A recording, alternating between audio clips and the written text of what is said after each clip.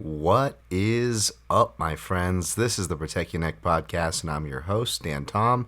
Analyst is work you can find over at MMAJunkie.com. But on this here program, the Protect Your Neck podcast, we break down high-level MMA. That's what we're going to do here today, tonight, whenever you're listening to this. Hopefully it's for the fight. Recording this Thursday night before UFC Vegas 75 in Singapore. UFC 275, I should say. Teixeira versus Prochazka. Going down in somewhat the normal times of wherever you're watching from around the world. And as normally here, I'm going to break it down to you from top to bottom. Check the show notes for when that starts. Going to have a quick couple notes, a recap of last week's show first, which will also go, as per usual, from top to bottom. But check the show notes, whether you're on Apple Podcasts. Thanks for the 5-star ratings and positive reviews.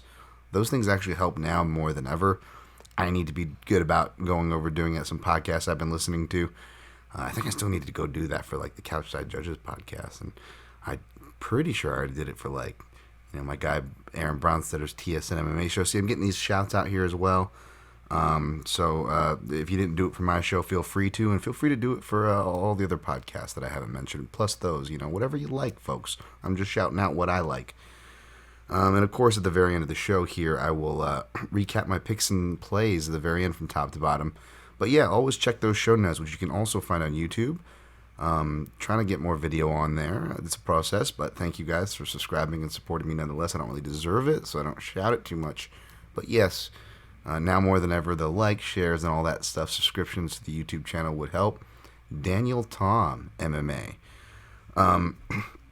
Yeah, no longer doing gambling this week. A slight change at the intro. With Odds Checker, I decided to part ways.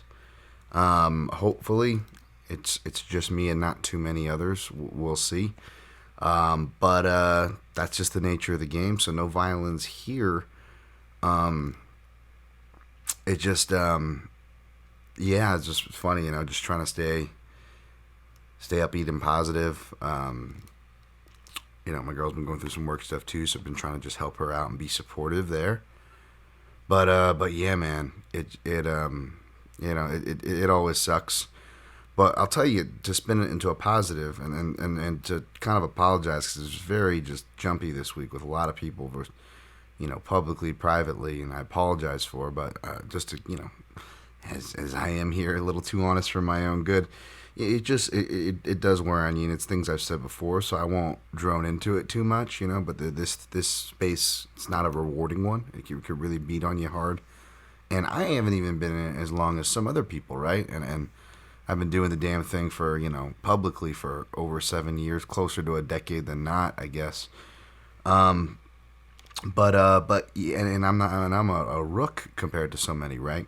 So believe me, not going to be on the complaint train, but just stating a reality that we all deal with in this industry. And it was funny. I just kind of had we have our staff meetings over at Junkie, and so many talented people there to shout. But maybe because it is so talented, your boys' assistance isn't that needed, because everybody's so talented. So it makes sense. But just perspective, with my old no self-esteem and not getting too far into my other lengthy sample size of background that kind of creates this perspective of mine. But, it's funny, I just for the umpteenth time kind of pitched, hey, if anybody, needs help with things and this and that, let me know. My door's always open as a resource, especially to my colleagues, right? And, everybody's doing their own thing. It's cool, I get it, but it's like crickets, right? It's like crickets, and, it's not throwing shade. It's just kind of stating the obvious that anybody with two eyes can see, So no different than me saying the sky is blue by saying, I'm not not exactly sought out for to do things. So I'm, between that and my no self-esteem, between having no self-esteem and between just coming off of another thing where you're offering your help for free to your teammates, and you get crickets for that. Why on earth would anybody want to pay you to do things? I mean, you're offering to do things for free, and people don't even want nothing to do with you, Dan. Why the fuck would strangers or people on opposite teams want to help you and give you money and opportunity? What? You're gonna ask for that? Okay, buddy. That's what I'm hearing in my head because what I'm used to. So just to see all the overwhelming support and stuff was just amazing, man. From you listeners, colleagues, people I consider friends, so it's not so surprising in that sense. And even just, strangers or people just reaching out to offer opportunities. It was crazy. Some of you reached out yourselves with your kind words, which are greatly appreciated. Some of which saying, this could be a blessing in disguise. And those of you said that were absolutely right. You were absolutely right. It was a nice and needed reminder when your perspective can get very skewed for many reasons, right? And that's my fault, by the way. Like, I'm the fucked up one here. I'm not throwing shade. I'm just stating things that are facts for providing context for the statements that I say. And for better or worse, I'm very honest with my statements on this here show, right? For better and worse. And there's definitely the latter there, but I can't help it. What can you say? But yeah, man, it's so it was a real perspective adjuster, and just realizing again how many talented colleagues there are in this space and good people, and I need to not have so much tunnel vision, because another reason why, again, I'm not throwing shade for anybody, not whether they're on my team or not, podcasting, articles, media, non-media stuff, like I get it. I'm a very busy person. I don't hide that. I maybe don't make myself the most approachable. There's a lot of things, and again, these are on me here. I'm not throwing shade at other people. These are on me here, folks. So I get it.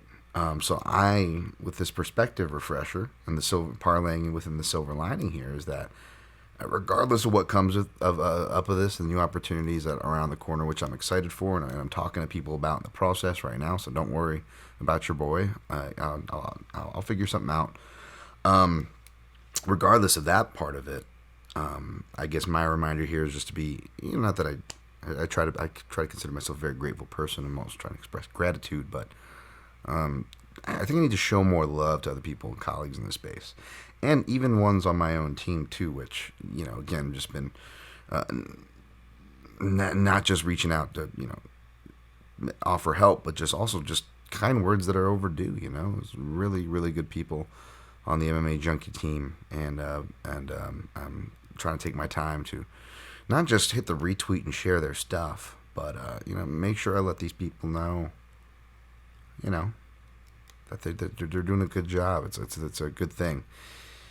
Maybe that's me getting in touch with some of my, again, I dare say, is someone with low to no self-esteem, my leadership sensibilities, getting back in the gym. I take a lot of empowerment, helping people and whatnot. It's a bit of a, at least we're trying to drill in that competitive environment right now during the Train Alta program. We're doing some really fun wrestling drills that my guy Justin James is taking us through. Also, we have my guy there, Coach Juan Camilo, baby, UFC flyweight there, running classes. And again, it's always funny because he'll still call me Coach once in a while, because when he first started coming into the gym in 2012, that's when I was running some of the beginner classes during the weeknights at Extreme Couture. A decade ago. Jesus, Dan, you're getting old. But yeah, so, everyone's asking, are you going to compete? And it's weird because it's like, I'll be happy to get through this damn thing healthy. And then, I actually take my first day today. And, not everybody's going to make every day. It's a 20-week program or whatever, and you got to pace yourself and whatnot. So that's what I'm kind of just doing to try to make it through. And while I am there, just trying to be more of a, that's what kind of Rich wanted me to go in as anyways, more of a kind of mentor. And it's just kind of natural with my space and stuff, just trying to help and be that. It's great, man. It's great. Just trying not to get myself hurt. I had to wrestle with, just like the old times where no one wants to go with big athletic dudes, and There's Dan Tom over here, who is not athletic but also not afraid for his own good. Doing pretty good.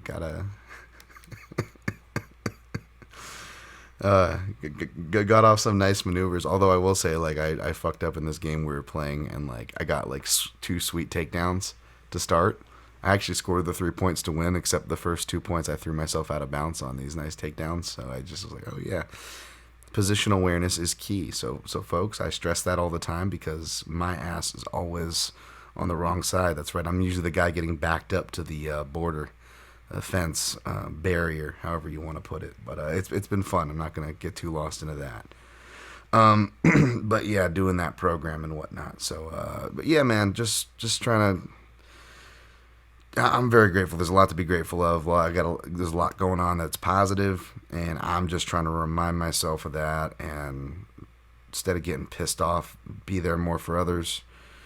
And instead of getting pissed off, be a little more proactive, which I'll talk about briefly in the recap as we push on to the rest. Also, shout out to Tony from Clear. Did a little betting preview for $275.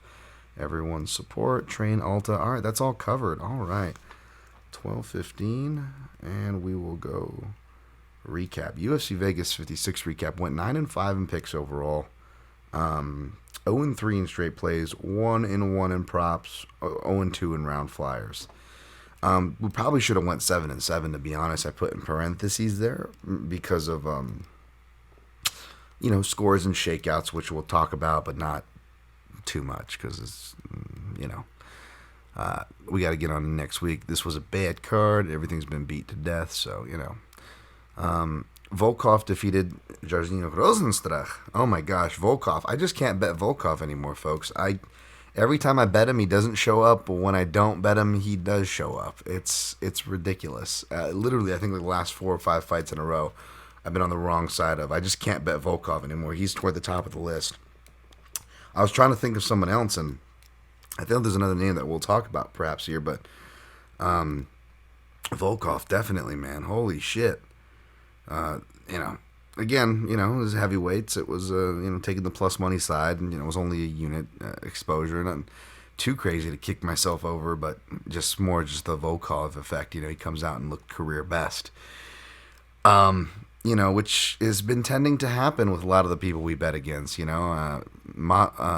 Movsar Ivloev defeated Dan Ige in the co-main event, and I teased that it could be a repeat of the co-main event from the week before with the Ponzinibbio and Pareja fight. But Dan obviously didn't have a good come on strong in the third round because Ivloev, like Volkov or like Pereira in that fight, all guys I took shots against, all right, dog shots against.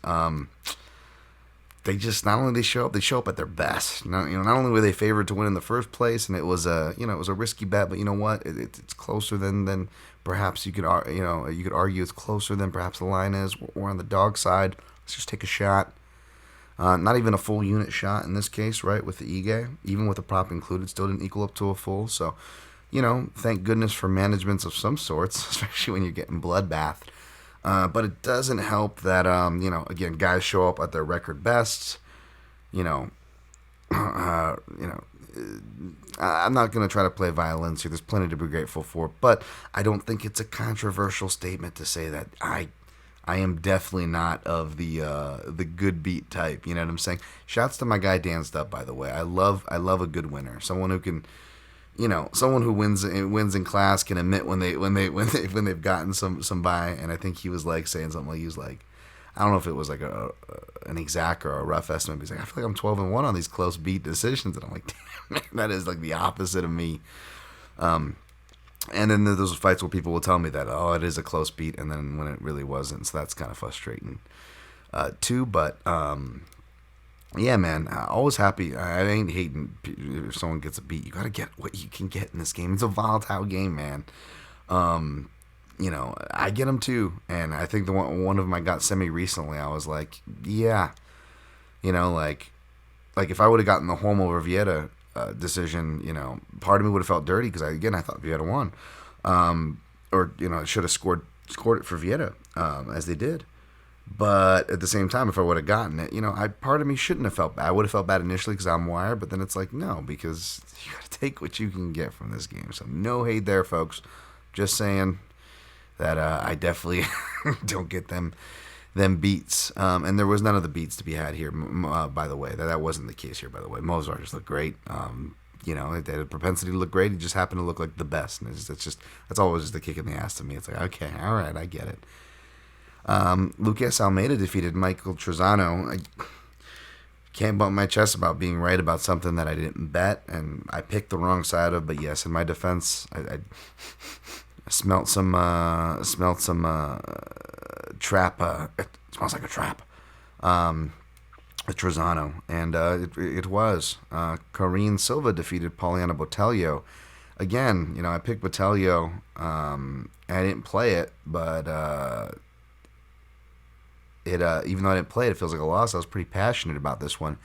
Corrine Silva did look better. She didn't throw herself out of position with every strike like she did before. However, at the same time, she was still fighting with her back to the fence. Luckily, Poliana Botelho was only trying to do a Jose Aldo defense impression, but no offense. And the commentators were giving her a lot of love for it. And I get, getting a lot of love for defense, but I don't know, Botelho didn't look as happy or as successful out there as commentary was leading on. It just seemed like a really, she came, all reports, to fight in great shape and what you would want if you were a Botelho backer, which there seem to be many, and I don't blame anybody for taking that shot. I picked Botelho, but I said if Corrine Silva does win, you hope she wins in impressive fashion, because people are going to be like, oh my gosh, and forget that she's facing, at the end of the day, Poliana Botelho, which is part of the reason why I picked but didn't play there. And, of course, it was a first-round submission, which that's all she gets. And you know what people, they love, they're like, oh, people who get first round, that means we should just favor them more. Because we haven't seen them against better people, or much less fighting into deep in the rounds, and it's MMA, folks. So this was actually really good if you want to fade Corrine Silva, because even though, I love her curls, she seems like she's got a great attitude. She definitely got some skills. That was a nice dart. So it wasn't like, some dummy, just throwing right hand stuff, although it was based off of club and sub, so you wonder how much Botelho was really there in her decision making. But yeah, at the same time, you look at Corrine Silva's record, it's first round subs all the way through, so that's kind of her game. So we really didn't learn anything new from that sense. So if people do the Contender Series, finisher, what's hot, all the typical normal shit, you're going to get a nice plant to eventually cash on Silva, depending on the matchup. So keep an eye out. Ode Osborne defeated Zaruk Adeshev. Wasn't confident in this one, but it played out roughly the way I said it. Oh my god, my guy Ryan. What was it? We wanted a technical breakdown of this one. I didn't get to go back and watch it, Ryan. Trying to get your podcast handle here. Yeah, I didn't go back and watch the hook, but I believe he hit something after Ryan Payne, at Ryan Payne 32, my man, listener and supporter of the show there. I wanted to give him a shout regardless. Sorry, wasn't able to go back and watch to do a proper breakdown, so maybe we have to watch, wait for that the next time either of them to fight, because then that'll justify me some time to go back and watch that. Not that it really took that much time, so I'm not making an excuse for you, buddy. But yeah, no. Although in my defense, I did say the left hand and check right hooks were going to be the shot to watch out for. Southpaw versus southpaw. So both are equally on the table. Alonzo Menifield defeated Askar Mazharov. I think I was in transit. Again, I'm barely watching these. It's just so much to do these days. But so I was probably in transit or some shit. But yeah, it looks like we were almost there to our round 2, which would have helped kind of stop some of the bleeding, but was not meant to be. No issue with the stoppage. Apparently, Herb could have stopped it earlier, from what I read. I didn't watch it, though. I can't say. Kowalkiewicz defeated Felice Herrig. Oh, look at that. I picked the dog right. And of course, it's the dog I didn't play that cashes again, right? Didn't that happen the other week, too? Oh, that's a nice little annoying, extra. There you go. Shouts to Felice and her career. Always heard great things about her from MMA Junkie George and Goes. And those guys, good judge of character, been around for a minute. So, yeah, shouts to Felice, and congrats to KK. Joe Selecki defeated Alex Da Silva. Apparently, this was the fight to get upset about, that people weren't exactly getting upset about, according to people that I respect anyways. I did not watch it enough to realize it. But to tell you whether or not I thought it was a 10-8 for Selecki in the round that he did clearly take, and much less rounds 1 and 3. So sorry. But apparently that was the more atrocious one of the night, which, I didn't say, so I can't see. I can't get mad at. Not that I'm itching to get mad at anything. There's enough of that. Damon Jackson defeated Daniel Argueta.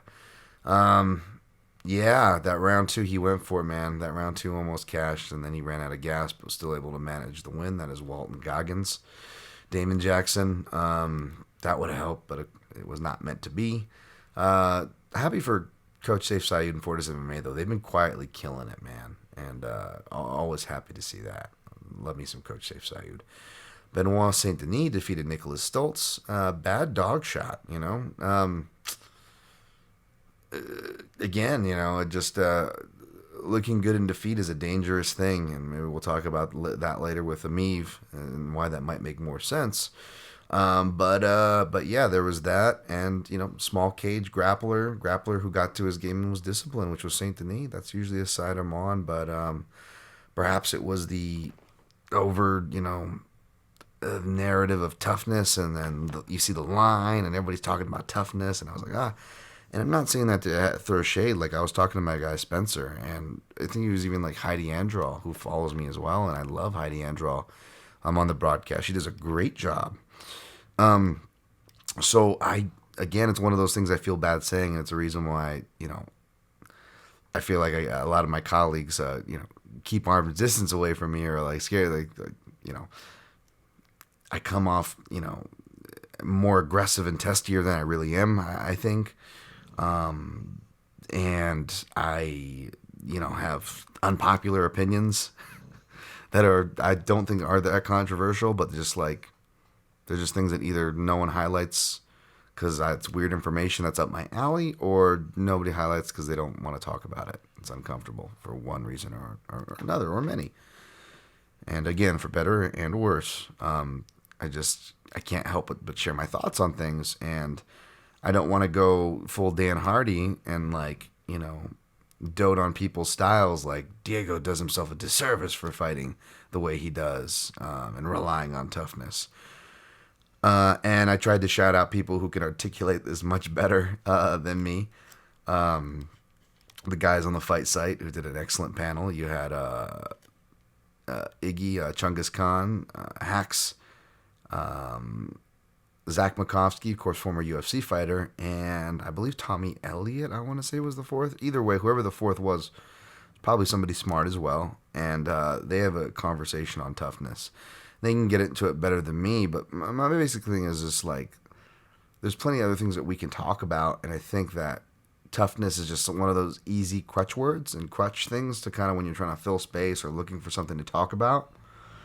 And when that's your only UFC sample and main thing that comes to mind is him showing toughness, air quotes, that becomes the main thing. And I just feel like, that does a disservice to analyzing the fighters.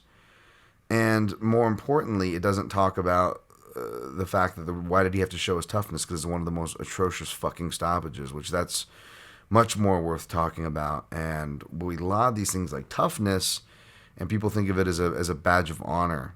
And sometimes you do have to get through and be tough. Don't get me wrong. That's the name of the fight game for sure. But it shouldn't be some kind of lauded first.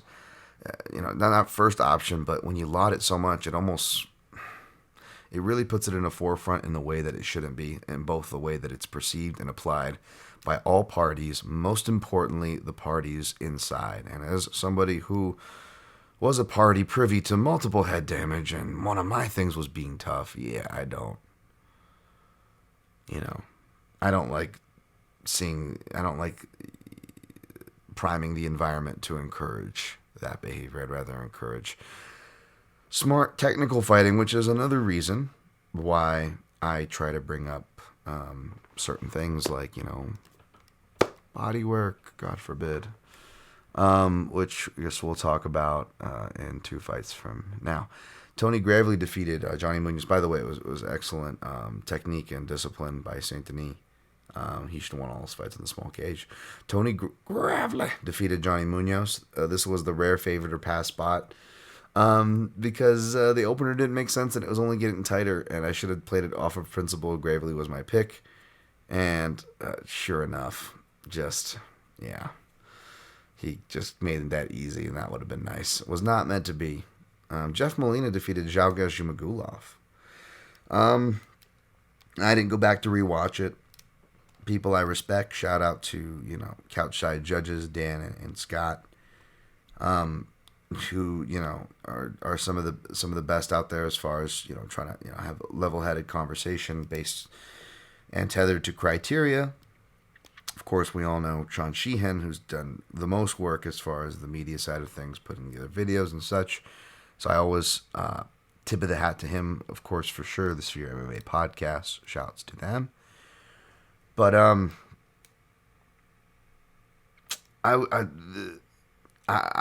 this one frustrated me because, again, I picked Molina. I didn't play it, so if anything, there's no betting bias here. I didn't bet Zhalgas Zhumagulov, who's, although he's had favorable breaks in Fight Nights Global, has had tough breaks in the UFC.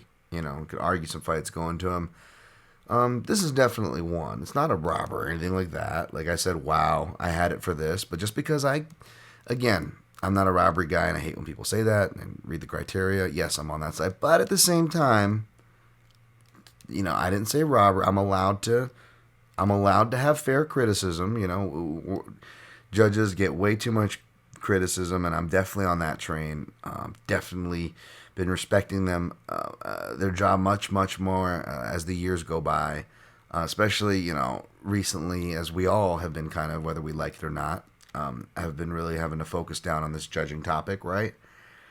I get it, but at the same time, let's not get, a poo quickie mark meme where it's like, a sensible criticism, Elon Musk fan or whatever, jumping in front of the bullet kind of a deal. I don't want to do that either, right? And so I will... if I say I had it the other way, I will say it the other way. And if I surprised, then I will say I'm surprised. I don't think it was anything crazy here, or a bad decision or whatever. Again, my things is less on that and more, on the narrative here. And it's just, my thing is like, and shouts to commentary, because they actually did acknowledge the body work on the broadcast. And as a broadcaster, like one of my favorite things I love to hear, and even though I feel like I'm just parting ways with my dream of calling a fight further and further as the day goes by, the one line I would always want to say if someone gave me a good reason to is to the body. Because I love it, like someone's hurt, and it's like a flurry, you're feeling the end, and then they go to the body, and it's a big deal. Body shots, they're not just accumulative, they set up the impactful shots. They also can be very impactful, as, they can shut you down, they can get you pissing blood, all these things, they can stop people, shut down functions, you hit the liver. And I don't know. So I was just like tweeting like the other day. I was like, is body work can't be this disrespected in other sports, like not boxing. How about Muay Thai or kickboxing? Those like that counts. And should it sway rounds? And I know it says in the criteria down, immediate is more cumulative. I'm like, well, yeah, that's true, but how are we applying that? How is that being interpreted? And don't tell me it's straightforward when the thing is written vaguely, purposely, because there is a lot of ground to cover. It is near impossible, according to some officials, and I wouldn't agree with anybody who cites people who have said that. That doesn't sound crazy. But that being said, we can't just point to it, like it's some holy scripture, and let's not pretend that those are infallible either, right? So and those don't have multiple versions and revisions over the years either, right? But it's one of those things that's like, yeah, absolutely. But also it says effective striking and grappling, and to me, effective striking, someone's out striking somebody, but someone lands a big shot at the end of the round, but they didn't go down. Maybe they didn't even wobbly leg like Whitaker does at the end of round 4 and Romero Whitaker too, right? Then it's all subjective. Shouts to Casey Layden, when we tweeted, hot take. We don't know how hard things are. We're just guessing. It's true. But when you actually, what stops pressure oftentimes, people can chin bully. What stops pressure oftentimes? A good body shot. And then it'll set up a knockout shot or so forth. And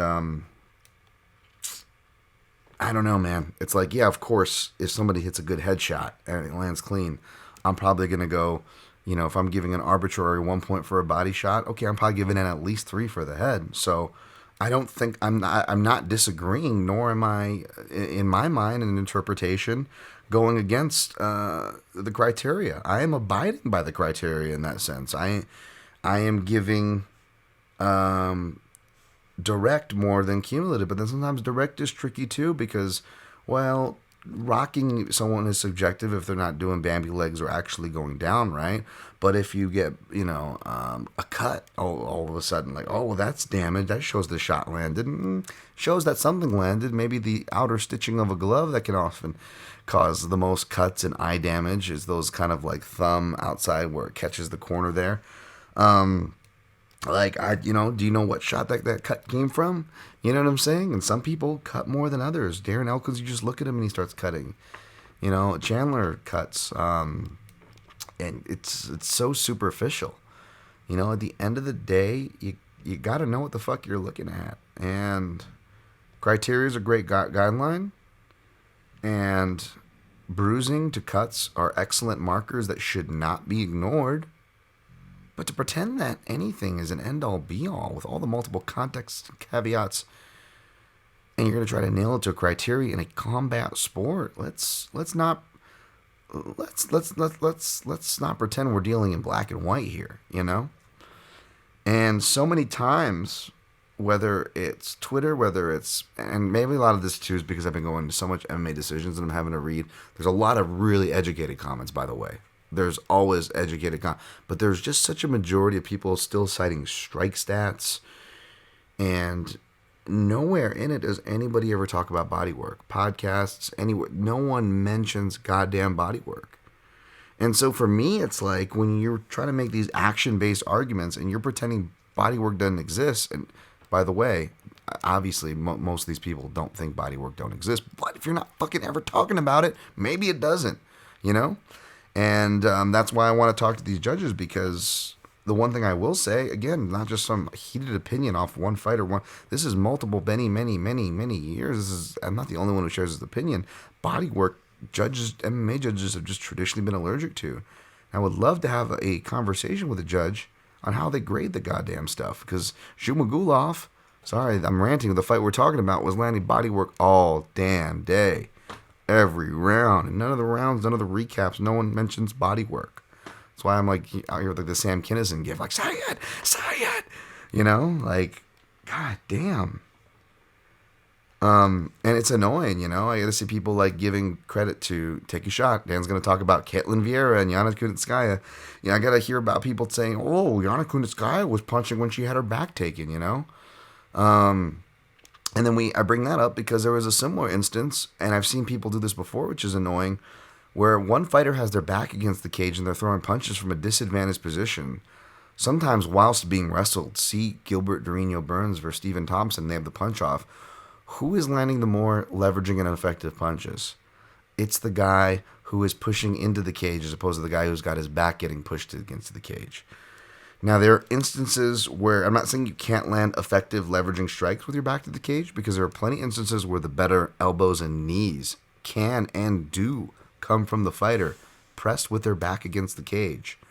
But as far as punching and kicking leverage, it gets shot to shit when your back's against the cage, much less when you're in a grappling position and your back's against the cage, right? And that's what was happening here. And he's throwing his knuckles into it, and they're annoying. And Paul Felder, he's saying they're annoying, and they are annoying on the broadcast. But I feel like people took that, and it's no fault of Paul Felder, by the way, but I feel like people took that, and they're like, oh, well, that scores. Okay, that's effective striking. And it's so annoying to hear everybody from uneducated to educated people, like, and maybe they're not giving like a crazy amount of credit, maybe. Although that is one of the few arguments that I can think of for giving Molina the round accumulatively for everything that he did. But the fact that it's even getting acknowledged when body work. It's not hard to say, people. It's fucking not. Why doesn't it ever fucking get acknowledged then? Why? I have to sit here and hear. I remember he had his back against the cage while he was punching. That's effective strike. He had his back taken and was punching behind him. That, like, the most unleveraging punches I'm hearing get fucking acknowledged by people. Nobody can mention body work. It's fucking bananas. That's my rant. Sorry to put you guys through that. I wanted to go through this one fast tonight. I got to get to sleep. But hey, sometimes you just got to talk to that. Now, in my defense, plenty of people like the Sean Sheehans, the Scott Fontanas of the world will recommend you reach out to judges. So I'm gonna, instead of fucking complaining, and to your guys' ears into the ether, because I feel like I'm one of the only media members, at least, like, who say these things, and so I try to highlight them when I do the Judge is Gonna Judge thing. Shout out to Matt Wells, doing an excellent job with that over at Junkie, by the way. But, like, in general, like, when we have, like, discussions, whether it's at, Junkie or, like, the MMA media's members who have judges discussions on their podcast, like, they're doing a good job. They're doing their thing. I don't hear it there. I don't expect people to invite me on their show, obviously. But this little shit podcast, which I appreciate you guys listening, but I see the numbers. This little shit podcast is not going to do enough to get it out, and me screaming is not going to answer my questions, so it just feels like an exercise that's just wasting time. So I'm going to actually ask judges, and I'm going to end this rant now. But yeah, I'm going to ask them, how the fuck do they grade body work? Tell me it's at least being acknowledged. If you acknowledge it and say, I still give it to the other guy overall for his action, no problem. You acknowledge the body work. I'll fucking give someone my kidney. On one of my kidneys at this point, if they fucking acknowledge body work. It's so goddamn rare. But anyways, Renat, you can fuck right off of that rant. Defeated Andreas Michailidis. Decision. Aaron Blanchfield defeated JJ Aldridge. Tuned in right as that finished. Happened. All right. 38. 59. Most of that recap was a bodywork rant. All right. Yeah, we got UFC Vegas 56. Or UFC Vegas 275. Yuri Prochazka, the challenger, is the favorite, minus 200. Glover Teixeira, plus 170. My main event in-depth breakdowns up there is at MMAJunkie.com. You check it out. Pretty much, yeah, man.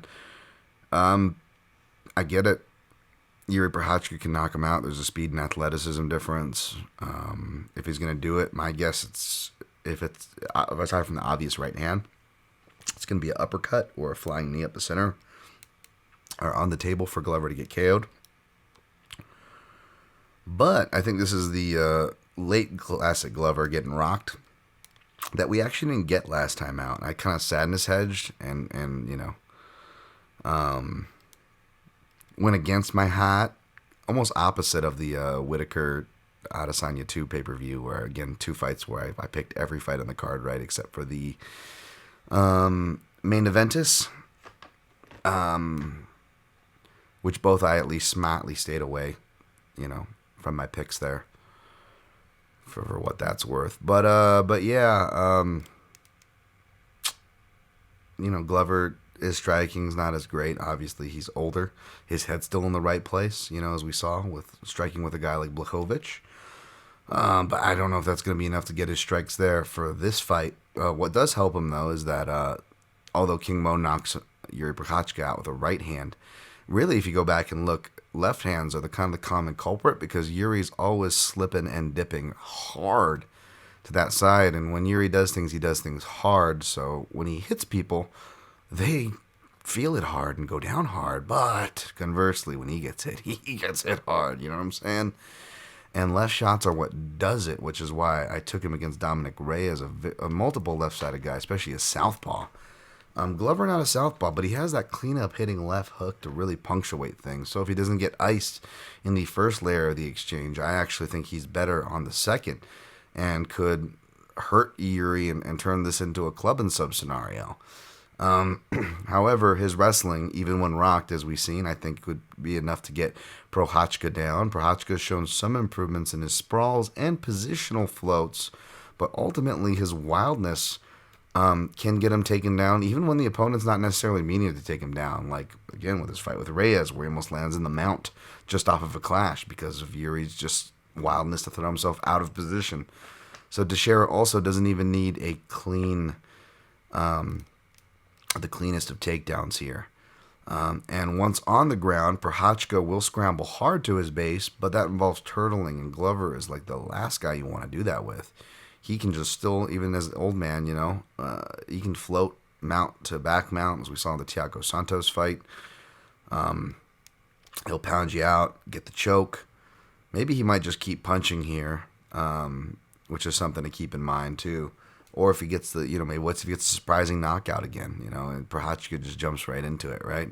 Won't be the first time Prochazka's been knocked out by a guy on the opposite side of, King Mo probably only had one hip and one knee when he fought him, because he only had one hip and one knee for like the last half of his career, pretty much.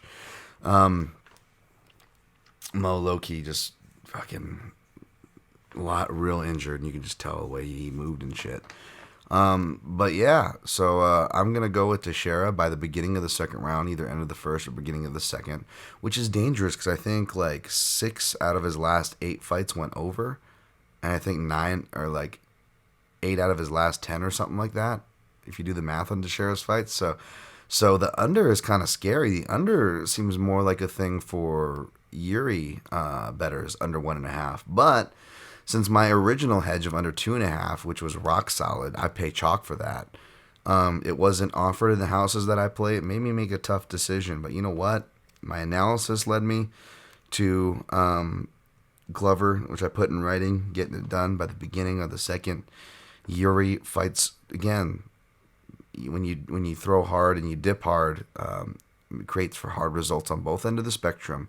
But that pace and that pressure that Yuri puts on, it's going to turn the cooking temperature of this fight up for better or worse. So yeah, and let's be honest, Yuri Prochazka, even though it could feel disrespectful to, have the sitting champ almost a 2-1 underdog, even though he didn't open that, I don't disagree with Yuri being favored. He could certainly ice old Glover in the first, which is why I ended up pulling the trigger as the numbers were fleeting as they do by the end of it. Oh, you beat the line, fuckers. Congratulations. You beat the line. Beat my dick, too, while you're at it. God damn it. Sorry. It's me being upset walking in at the end of the gangbang. I missed it. There's just a bunch of Coney Island whitefishes on the floor. Some weird dude going through tapes in the corner. Damn, wow, that sounds really oddly specific. No, but I just, I don't even want to touch anything in this room at this point, kind of a deal. There's a lot of that with the lines. But I was able to get a plus 100 still so I just put a unit on that. I put a unit on Glover. If it goes over, and the under misses, well, that means Glover's chances only get higher and higher, right, the longer this goes. So that's not terrible. And then if Glover hits, then that's only like, I guess, the $75 profit. I was tempted. I almost wanted to go crazy and just put a whole, excuse me, sorry about that. I almost wanted to put just a whole unit on Glover round 2 plus 1,000, right? But then, I was like, let's let Calamate, Dan. Calamate. You've had some bad nights. Some not great ones. You're due for a good one, that's for damn sure. Careful saying that, but I do feel it. I do feel it, but you don't want to overdo it. So what I did was I used a free play for $15. It's more realistic there. So $150 pretty much return, a 1.5 unit return there, and I don't have to risk anything at all in one house because that was my free play I used. And since I saved 15 and I was probably going to do 17, I figured play the median, carry it over. And I wouldn't play my full unit, obviously, or even a half a unit, but the house that I did have to pay for it, I put 0.33 units. If that mental math I just spit at you made sense. So instead of doing the half that amount, I doubled it because, again, it's being covered with a free play in the other. And I don't know, I got a feeling on that round too. And all three of them could still cash, right? Because again, I called Glover to get in the first half of round two. That would qualify for the under, and obviously the Glover money line. So the way it breaks down, if Glover loses and Yuri knocks him out, well, then, I make it back with the under in one house, and maybe I'm just a little short in the other, right? But I ease some of the pain off. So that's how I have it worked out in my head. That's how I'm playing it. Next fight, Valentina Shevchenko minus 630. Tyler Santos plus 450. I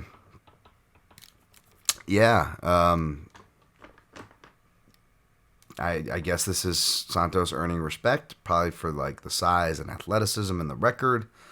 But we know that records are overvalued in MMA. We know how people ogle undefeated or close to undefeated records, right? Santos has not fought great competition to get to the belt, especially if you like pick and shoot. Even you look at Joanne Wood, married, kind of foot out the door, maybe, possibly, right? Not disrespect, love JoJo, just saying, that's her best name. You got to kind of put that into somewhat of a context as well, but not overly play some narrative. I'm just saying, keep yourself honest. And you look at actually what she really does, and she counters, which could make this a very slow fight. Hold that thought. She uses the jab pretty decently, but I don't think that's going to happen against a southpaw because most fighters forget about their jab with the southpaw, and the few southpaw looks she has, she'll go to front teeps, open head kicks, and then kind of cross hook counters. What she did with McCann. The McCann actually had some success from southpaw, so something to watch out for. And she likes takedowns against the fence. Big cage. Shevchenko, she can fight on the outside. She will have her chance, but Shevchenko, that clip I posted of Maya where she reverses things in the head position, she's just so much more advanced, so much more technically skilled than Santos. And Santos, she goes for the same takedown each time. And it's one that Shevchenko knows as well and does as well. So it's one of those things okay, if this person does the same thing, gotta imagine they know the defense for it. And Shevchenko, just a better wrestler, better defense, athletic, stout. I know everyone's talking about Santos' athleticism, but Shevchenko probably still going to be the more powerful hitter and faster fighter. So, and then as far as where that strength counts in the clinch, Shevchenko obviously strong there. When I watched her Muay Thai footage from back in the day, I always told you guys that's what stood out to me most. She just would dominate girls with disdain.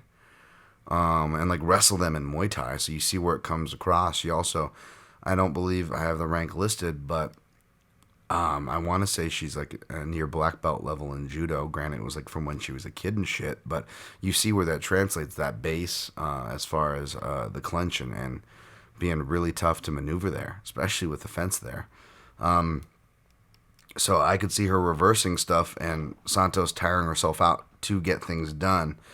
And if she does get things done, I imagine she's going to take a lot of energy, A, to get Shevchenko there, and B, with Shevchenko's guard especially, I don't know if she's going to be able to pass or risk too much to pass.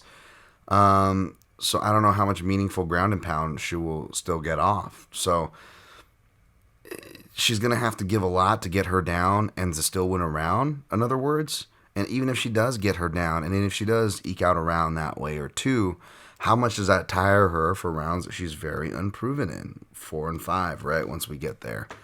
That being said, she might not tire herself out because I suspect we get a staring contest, folks. Santos, she's fought at bantamweight before, but just fought at like cans and stuff, right? You look at the record and whatnot, and it's like she's really going to be in there with like a complete new level. But she's pretty good herself. She looks pretty durable. She's got some power herself, so maybe they just scare each other off, and it's just, a boring. And if it's a ground fight, I think Shevchenko's the better wrestler, but no matter who's winning the wrestling, I don't see a lot getting done, and they're going to have to work hard to get a lot done, which, makes it for an uphill battle, a real slog. So I picked Shevchenko by decision. I actually played the over. I should have played it earlier in the week. That was kind of an annoying thing about getting laid off this week. I didn't find out until like Tuesday. Tuesday, I hate Tuesdays always anyways. But with Singapore, shout out to Abby and Mike. Again, part of the talented junkie team we have out there in Singapore. They're doing the road to the UFCs. So they're going to be busy. So Abby's like, yo, can you get me breakdowns early? So like, I got my shit done on Thursday night, working out all week. I finished my first week, didn't miss a day at the Train Alta, and I reward myself with watching some Tyler Santos footage for my Friday, baby. How about that? Anyways, I get my breakdowns and shit done, and like at that point, I'm like, I'm already kind of like eyeballing my plays, and I could have got the over then for a much better price. I could have got some other things for a much better price too, which we'll get to on the main card, and of course, again, the fucking sticky floors and the gangbangs. I'm so used to not making my plays till later, which is probably how it's going to be anyways, but this was a week where I was prepared, and then with not having to be beholden to a betting play sheet that I play the lines that I put out, like this was the one week where I could have fucking really guilt-free played some early shit. That was kind of annoying too. But anyways, I ended up taking the over 3.5 for minus 165. I could have got it for minus 150. And the annoying part was not only did I miss it and have to like buy it for like a much higher price, minus 150, instead of getting minus 150 or below or whatever it was minus 160. And when I go to hit fucking ad, it goes new odds. Do you accept? And it's minus 165. Like just to stick it in that much more, Like, I knew betting against an undefeated Russian what could happen in the co-main event, but does the guy really got to come out and have his, like, best performance, I know what it's like to lose on a Volkov fight. Does he really got to come out and just have his best, it's just like that. Because losing isn't enough. It's just the universe has got to, not only not going to give you the beat down, I'm going to stick it in extra, even though the job's already done. Thank you very fucking much. We'll see if paying that price hopefully guarantees a cash. I put a whole 2 units on that just because I was fucking pissed off for that. Instead of just doing the match 1.65, I did 2 units on the over there. That's my only play for the co-main event. Zhang Weili minus 160. Joanna Jędrzejczyk plus 140. Interesting fight. I went back and forth on this one, and I ended up picking Zhang Weili. Oh, surprise, Dan's picking the Chinese fighter. No, en contraire. I both picked Joanna Jędrzejczyk and scored it for her. And the breakdown as well, by the way, came out after she did the racist Instagram post. So believe me, Dan Tom was going to play that card. Again, even amongst fucking xenophobia and the rampant Chinese racism or whatever, homophobia, because there's shouts to Jeff Molina for that, by the way, because like I complain about xenophobia, but man, gays and trans have been fucking under attack like crazy, man. Like talk about taking a step backwards with progress. Those poor folks have been fucking paying that price, unfortunately. But yeah, like, no, even in the heart of that, folks, I try to do my best and be an unbiased analyst, right? And I picked Jędrzejczyk to win. And I didn't bet her. And obviously I was rooting for Zhang Weili, so that wasn't the bias there. And I wrote it down here in my rewatch. I think I scored round 1 for Zhang Weili. You got to not listen to the Rogan commentary. Again, that's another thing people like. Acknowledge the commentary too, because now I see so much of that, and I wonder how many people have got duped by commentary and don't realize it. Maybe they do, but again, if you're not acknowledging the commentary bias when there is, if you're not acknowledging body work when there's meaningful body work landed, I have a hard time taking scores seriously, because that tells me you're not acknowledging. You might have missed it, and those are key things. We got one. I got 1 for Zhang Weili, 2 for Joanna Jędrzejczyk, 3 for Joanna Jędrzejczyk, 4 for Joanna Jędrzejczyk, and 5 for Zhang Weili, 40, 48, 47, Joanna Jędrzejczyk was my score for that one. We saw a lot of Joanna switching to southpaw, which she's been doing more, I want to say recently, but she hasn't fought recently. You know what I mean? In her most recent fights, you've seen some southpaw switches. So I don't know how much of that was the leg kicks, because there was a lot of like really practice stuff. She was like double attacking by middle rounds off of it. Pretty impressive, actually. But as we've seen, left side availabilities are available for both girls. We've seen, Joanna Jędrzejczyk knocked out by a left hook, and that is Zhang's shot. She rocked Rose multiple times, which again, I'm always very critical, and again, like many things, I feel like I'm pretty good about acknowledging and keeping same energy. And for somebody who is not easily swayed by she's rocked when Rogan says so she must be rocked. I would argue I'm, for as shitty as I am at many things, one of the better people at that. That was again, rewatching Rose and Zhang too. That was one of the more clear. Again, it's all subjective, but if I had to guess if someone was rocked when they didn't go down, like those felt pretty clear to me. So very surprised how that, plus as well as the overall body of work. Again, I'm scoring a round. It's like the Circus Carney game. You shoot the water gun into the hole and it moves the horsey across, right? Even though I do count body shots, I don't overly count them. I'll count more meaningful head shots up more points, right? The horsey moves along a little faster for those shots. But yeah, that's kind of how I scored it. Again, no robbery here or anything, just being critical and showing my work for where I'm critiquing. But yeah, a lot of left-sided availabilities for both. That's going to be something to look for this fight. Ultimately, I'm going to take Zhang Weili for her activity. I don't expect Joanna to like fall off like a Chuck Liddell, where all of a sudden she looked awful on the pads or something. She's not quite as old as Holly Holm. So I think it'd be unfair to project that. But again, where's her? It's a long break like Holm. She is later in her career, no matter how we want to look at it. Although I'm sure the recent title changing hands rejuvenated her. But again, I've got that weird feeling, which I don't go off of a lot. But I got that weird feeling here.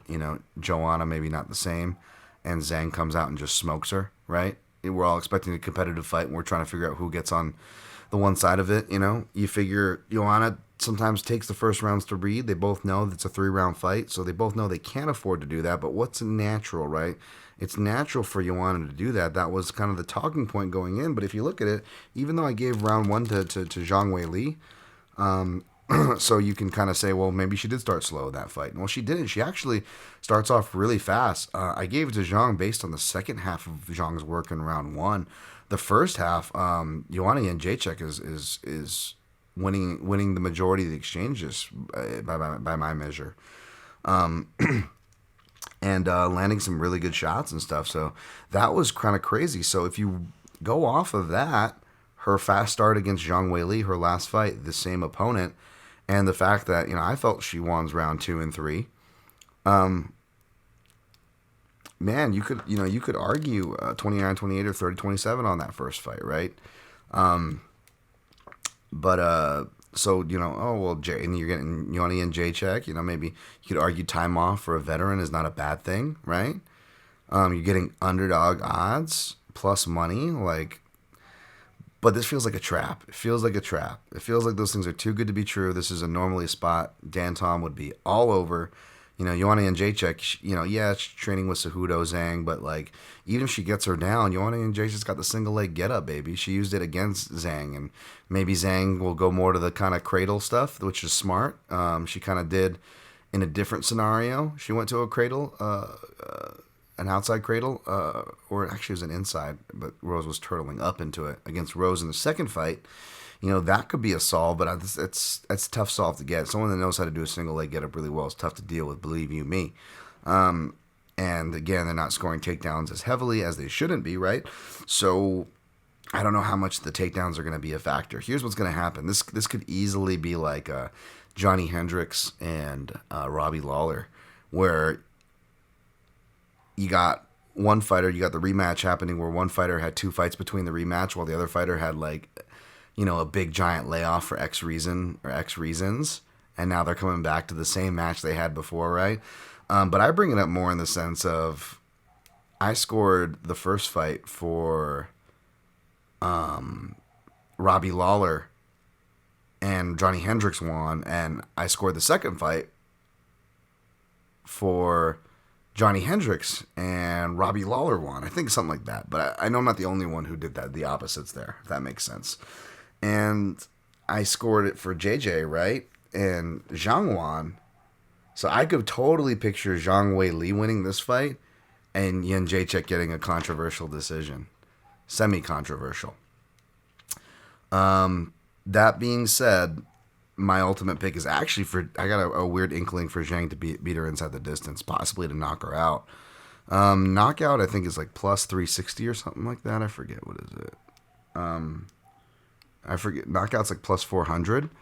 But here's what I might do if my night's going well by this time. Inside the distance is plus 325. And even though I can see a knockout, it could easily be a club and sub, because if she rocks Joanna... Right? I mean, Joanna tapped to strikes. Why wouldn't she tap to a submission, right? She's hurt bad enough, right? And they're putting a plus 1,200 on Zhang by submission. And she always had freakish back takes, but if she's got better wrestling and is going to use it and can get to the back, or, just hurts her, clubs her, I think it could be a club and sub, actually. Maybe surprising, like rounds 1 or 2, right? So that's actually what I'm going to pick. And if my bets are up, like if my parlay hits and some of the other bets hit, for example, I'll post it, but I'll sprinkle some Zhang inside the distance and then a smaller sprinkle on sub, plus 1,200. Even if it's not plus 1,200, I imagine it should still be at least plus 1,000, which is enough for me. Just sprinkle. All right, next fight, Manal Cop. Rogerio Bontorin. Fucking Lance Michelin. Bontorin. The Asian Cajun. You got to listen to MMA analysis to understand that, but now it's stuck in fucking my head, just like I get shit stuck in your head, folks. So it happens to me too. Plus 180 for the Raging Cajun, Bontorin. Yeah, I was looking to do Kate parlay piece, but then the more I watched it, I was like, ooh, I don't know here. I feel like this could be one of those cases where,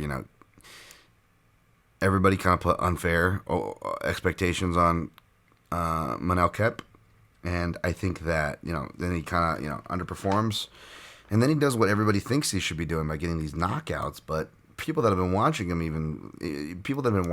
are a fan of him and even picked him against Jalgas, for example, were surprised of that. You know what I'm saying? And the fact that he did it twice in a row at this level, stepping up even more. We've seen, Bontorin iced out of nowhere, so I get it. You know what I'm saying? I get it. But still, to be over 2-1 and to have the under chalked up that you guys think that's going to be a finish, when I know that, Cop's been submitted. Bontorin is a really good black belt and a strong guy. And they both throw power punches, but they are also both counter fighters. And Bont is the big cage. Bontorin fights off the back foot, and he can get level-changing takedowns. He actually does them really well when he commits for him. He's just kind of a bit low volume with them. He doesn't get after it as much as you would think. Maybe he will here. You see him kind of pressure after Kai Kara France after a bit. He's like, oh yeah, game plan is getting after him. And you see him get him after him there. Maybe he goes and does the same thing here. But he's got the big cage. It's a lot longer to chase him down. A lot more room for Manel Cop, a guy who already moves well, to move well. And it's going to come down to who has the bigger shots. And Bontorin throws hard and he's more efficient. Cop throws hard and he's more flashy. So I'm going to pick Manel Cop to edge out a very nerve-wracking decision. And instead of putting him in a parlay like I originally was going to do, I ended up playing the over because, again, that's the angle here, right? Whether it's 2.5, 3.5, plus money or chalk, the angle is Santos and Shevchenko are both counter fighters. The angle is Bontorin and Cop are both counter fighters. Cop was preparing for a wrestler. He spent his whole camp at Extreme Couture, so he's done 2 pretty much wrestling camps, Vegas stateside. And really bragging about how well his wrestling's coming on in his scrambles. So if, Bontorin does get him down, I don't know if he submits him. And if he doesn't submit him, I don't know if he does enough damage or is convincing enough to get the round, right? Especially if Cape is scrambling and making him work and is able to get back up to his feet, and you have to judge what happened before and after that grappling exchange, so on and so forth. We get a really greasy type of fight, right? So I ended up laying off Cape there, and I just put a unit on over 2.5 at plus 110. Next fight, Jack Della Maddalena, minus 155, Ramazan Ameev, plus 135. Of course, I missed the plus money on Jack Della Maddalena because all the early fuckers get at it, right? And then earlier in the week, this was a line. He was down to minus 135, and I was just going to play him straight up because I'm like, you know what? You missed the dog money, but if you can get your ego over not being an early line boy, well, then maybe you can just realize that your side is still playable chalk. Minus 135 is more than reasonable chalk, right? If we're talking about playable chalk. But now when you get to minus 150, you're over. Even if it is minus 155, it's still over minus 150, which I don't like. It's got to be real undervalued chalk for me to like playing over that, right? And I don't know if that's the case because at the end of the day, it's a contender series guy versus a proven Russian, you know? Like, we are setting ourselves up to fall on our face if you're backing Jack Della Maddalena here, and especially myself with all the shit that I talk about, proven products and contender series and buyer beware, all this shit, right? But Jack Della Maddalena is one of, especially that 2021 Oprah season of Dana White Contender Series where they're just giving contracts away. He was one of the few guys that actually really impressed the fuck out of me. He impressed a lot of people with an eye, impressed a lot of people in the know. But what we don't know is the wrestling. What we do know, and he seems like he's got a smart camp, so hopefully they know, is that not only can Ameev wrestle, but he goes for the same thing. He does a lot of his stuff against the cage and against the clinch, but his entry is whether it's an orthodox fighter or a southpaw, especially a southpaw, because that right leg is going to be forward. He likes to go for low signals, snatch signals, some kind of variation where he grabs onto the right leg, will chain up to the body lock, will chain his takedowns from there. But it always starts from that same single. It's going to be right there as bait. Hopefully, Jack Maddalena knows how to use it as bait because he fights just as much from the orthodox stance as well. So you can do some shifts, some switches, backstep into a loaded counter, right? A lot of things you can do there, a lot of tricks, and he already does stuff amongst that neighborhood. He's got really good footwork. He looks like he's got really good eyes for the takedown, quick on the down blocks, good hips. Scrambles well, a bit risky, like he'll go turtle and stuff, which always is like a big no-no for jiu-jitsu guys. I'm a huge turtle fan. Shouts Eduardo Tellez. And I don't know if Jack Della Maddalena watched some Tellez, but he actually hits like an Eduardo Tellez style sweep, which was pretty sweet in that Contender Series fight. Anglusa, you know, for whatever it's worth, even though didn't come up in the American wrestling system, comes from the Congo and shit. One of the longtime Kamaru Usman training partners, one of his boys, and you can tell wrestling low key is you know, that guy's strong if he gets on top of you. But what I want to go back and look at, they're actually slips. I know one for sure was a slip, another was either like a slip / well-timed shot at the same time. A confluence of circumstances there happening for him to get on top of Jack Della Maddalena, who was still able to scramble out from bottom, right? So, again, hard to condemn him from there, but at the same time, you know, it's hard to say, oh, well, that surely it means he'll beat Ramazan Ameev. Like, we don't know that, right? That being said, Ramazan Ameev, man, I've had a good beat on this guy. I think I've gotten all of his fights right. I've picked him pretty much every time except against Danny Roberts. That was a nice little ticket to cash, just because of activity. Again, where judges have been going, who's going to get the more impactful shots, right? These are things I've been trying to incorporate in my betting some time now before it became the hot topic, right? It's just from watching the action. And if you watch the action when strikes are being exchanged, Ameev seems like he's getting the worst of it, you know? We got I got real misled, I should say, on Stolze because of how well he did. But if you look at even the David Zawada fight and other fights, like, guys are having moments against this dude, you know what I'm saying? Like, it is not the same from when I watched him on the regional scene. And even some of those, like Vasilevsky, who I did a thing like back in like 7 years ago. I was studying him for ACB 50, and that's when I came across Ramazan Ameev for the first time.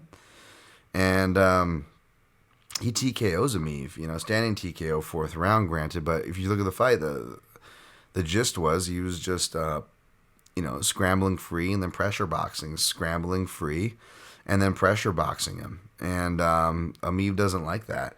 He isn't as aggressive as came to memory when I went back to watch these fights either. And he will stand in front of guys for some time. He'll lunge forward, throw the same shots, straight shots, but really kind of take himself out of position.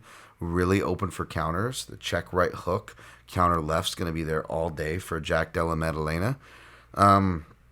And I'm sure it'll be very breakdown worthy for my guy Ryan Payne if he likes those sort of southpaw shots. We could be in line for him. I was originally going to pick Jack Della Maddalena by decision as a little sprinkle, maybe, or play him, just straight up just to cover it.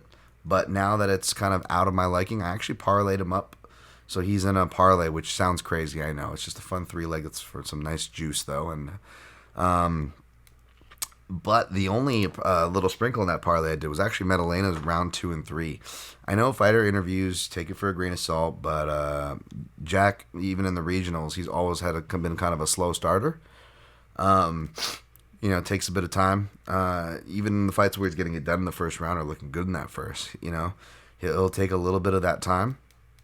And he knows he needs the finish here. And even though I could see him getting just like Danny Roberts, still being awarded for landing the more damaging shots, ultimately, if he's grappling or in there for 3 rounds with Ameev, that's more chances for Ameev, more higher percentage he wins, more higher percentage he's having to grapple if he's in there for 3 rounds, more higher percentage he's not doing as well, right? Take the judges out of it, even though I feel like he can win a decision.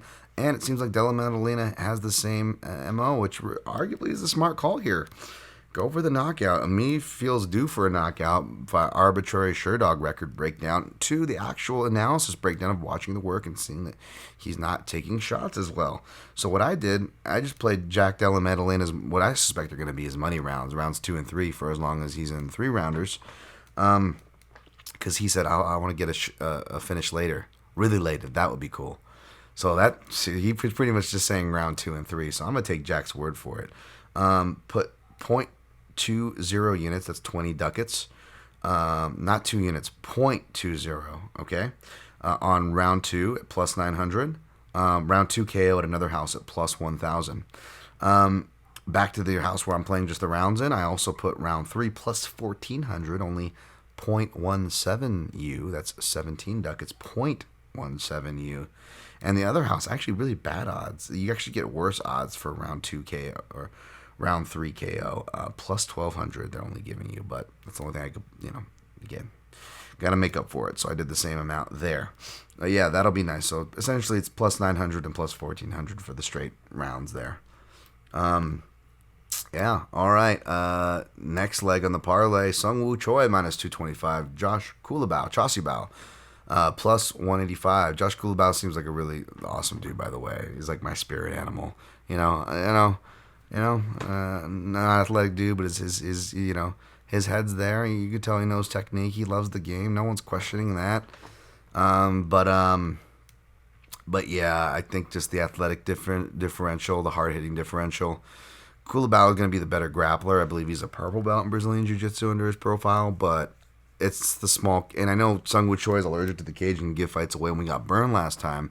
But I feel like I was going to originally stay away from Choi because, you get burned by somebody, you do that, stay away. But that bias could work against you because maybe you're got PTSD and what you're doing is you're missing on a potential spot.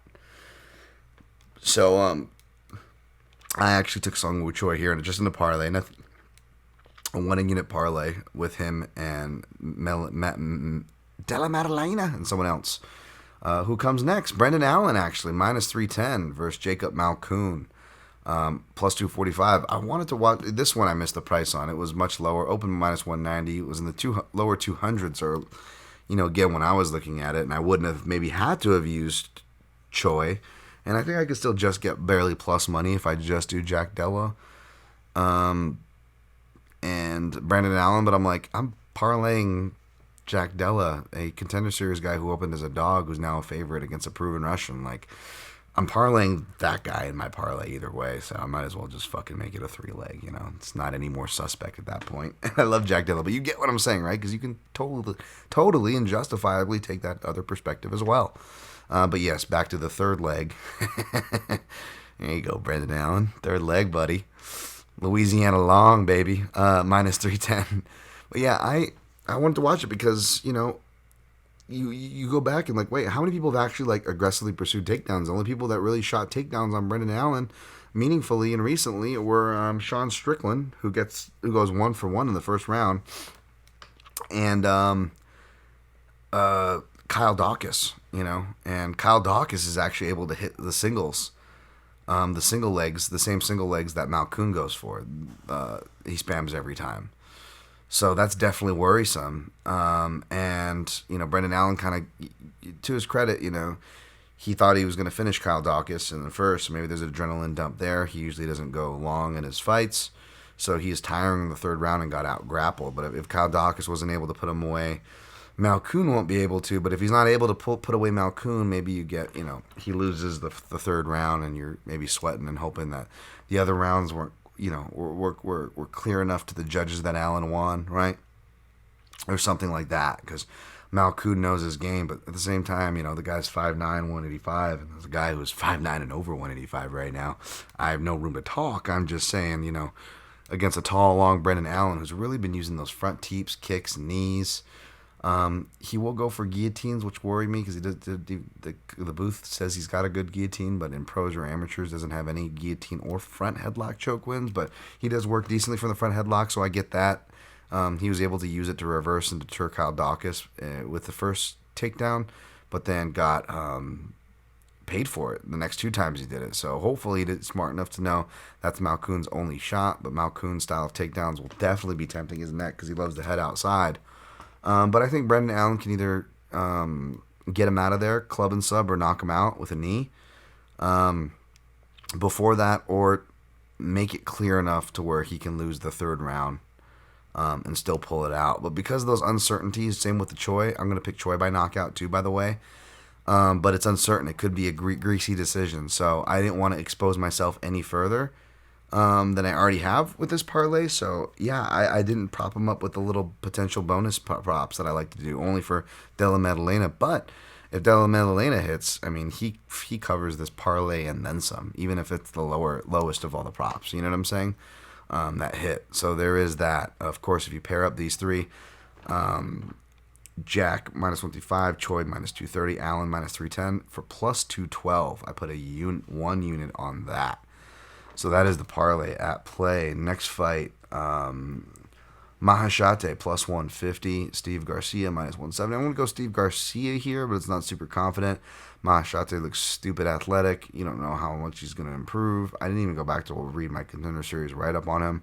This was not a fight I wanted to target, and nor did really had time to. Andre Filaho, baby. Captain Filaho, minus 145. Jake Matthews. Jake Matthews. A lot of Jake Matthews in the crowd. There's going to be a lot of Australians made the trip over, so it might feel like a home game for Jake Matthews. Jake Matthews also been preparing for a minute, almost like 2 camps now. Looks like he's really focusing on strength and conditioning, which is not the worst thing considering that he tends to gas out in round 3. Not in every fight, but I believe 2 out of the last 3 that went to the third round he got tired in, right? And Fialho, not exactly the best gas tank, fighting on short notice, though he's in great shape because he's fighting back-to-back. So as long as he's not injured, Fialho's gas tank actually should be pretty good. But still, Fialho's not beyond getting tired or getting hurt. He gets hurt in almost every fight. And that's what I kind of remind people. And I know I got burnt by betting against him against Baeza. And I picked the other fights right, both picking against him and for him. I just didn't play it for one reason or another, right? And I like Fialho, but he can be taken down. You watch that fight against Glyco Franca, another similarly sized, overgrown lightweight, who I don't know how he ever made lightweight too, by the way. I know it's a no contest for drugs, I think, or whatever, but if you watch the fight, he's taking down Fialho over and over again. I think he even hurts him at one point. Fialho hurts him too, but he's able to recover and get takedowns whenever he pretty much needs to. And that's something I've been saying. He can be taken down when you want to take him down. He can be hurt when you strike with him. And I feel like there's going to be some overcorrecting the steering wheel, right? Where he's on this roll, but even proven guys that were more skilled, more diverse, more proven, higher ceilings, like Cowboy Cerrone's in the world, all iterations of Cowboy's career, what would happen when he would do these short notice runs? It catches up to you, right? And, after a few fights, it catches up to you. Not even a few sometimes. And this guy's not even at that level. And, say what you will about Matthews, can be inconsistent.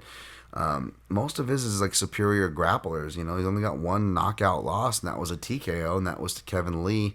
And that was due to a back mount where he couldn't go anywhere. Has Matthews been rocked? Yes, he has, but it's not a lot. He recovers well, and he's gotten a lot better. Arguably, most of his improvements in the recent parts of his career has been his striking. He's got a deceptive right hand that I could see rocking Fiallo here. The potential problem is that Fiallo's got a really good left hook, and we saw with the Brady fight, and Din Thomas beautifully called it. Matthews was showing left hook availabilities. I don't know if he fixed it in time against a guy like Fiallo, so that's going to be live. But if he gets rocked, I like to think Matthews has got that big chin. Maybe he doesn't go out cold. Maybe he just kind of gets rocked, but can, compose himself, shoot a takedown, and just get takedowns. And if he can't finish, because, again, he's not exactly game over, although he's a talented black belt, I feel like he can get enough damage. He does some good ground and pound. He works really good from top side. He can get rounds, make Fiallo tired. So I came in this one leaning toward Fiallo, and I actually ended up both picking, and actually ended up playing Matthews. I'm playing Glover. I'll play another more experienced UFC grappler, right? Matthews plus 120, 1 unit. Why not? Dana Batguri, minus 140. Kyung Ho Kang, plus 120. How did this open? Kang open plus 130. A little bit of money came in on him. I'll go Dana Batguri. I didn't tape this fight. It's just Kyung Ho Kang. Didn't he either win or not put away some guy with one leg or something? I forget. And then just inconsistent, getting older, reliant on wrestling, big cage, judging trends, activity. I'll go Batguri, but nothing crazy here, folks. I didn't research it clearly, nor did I research Silvana Gomez Juarez, who minus 135 versus Leon Na, plus 115. I will, it was tough. I actually picked Liang Na. She seems like she'll gas and then can get knocked out, but at the same time, Juarez can almost knock people out and then just get insta-sub as soon as it goes to the ground. And Liang Na, I believe she wrestles herself into a hole against the last girl she fought. But at least she gets after her game, right? Yeah, Ariane Carnelosa, yeah. But at least she gets after her game. So I guess I'll reluctantly pick her. Jocelyn Edwards versus Ramona Pasquale. Edwards minus 160, Pasquale plus 140. I'll go with Edwards. She's working with, probably, I don't know how close it is, but she's working with some of the Extreme Couture coaches, and Nate Pettit's down there with her. I know Ramona Pasquale has some Vegas ties as well. She's a big athlete. They both can tire, which means if this goes long, it's going to look so fucking bad and awful. I'm guessing that's why this is the first card in the fight. Yeah, I'll go Edwards, no play. All right, how long did we do? 124, not too bad, I guess. All right, recapping. Taking Glover's Garage, baby. Glover the Lover Teixeira.